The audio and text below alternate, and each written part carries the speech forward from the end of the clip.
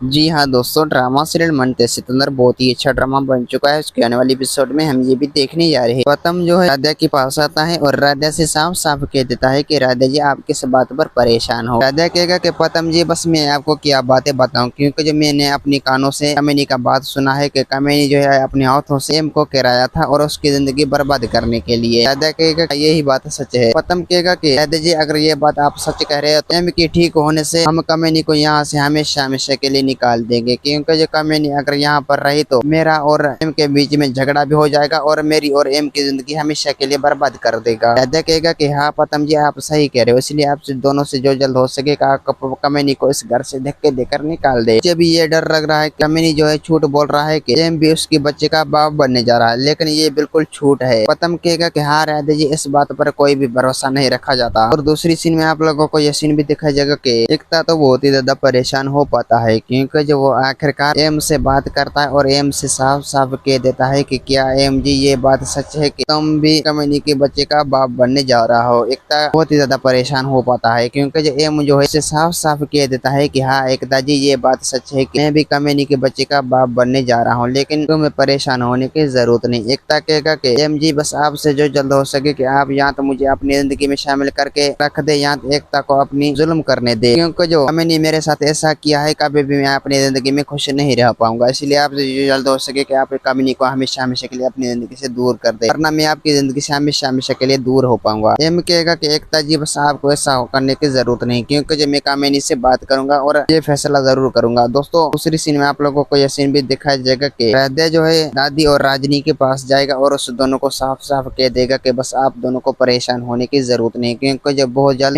अब एम का हकीकत जाहिर करने वाला हूँ कि हमने खुदकशी की है, उसने कह दिया, ये सब कुछ हकीकत सामने आ जाएगी। दोस्तों उम्मीद है कि मेरा वीडियो आप लोगों को अच्छी लगी होंगी। वीडियो अच्छी लगी तो वीडियो के लाइक और चैनल को सब्सक्राइब करना। खुदा हाफिज़।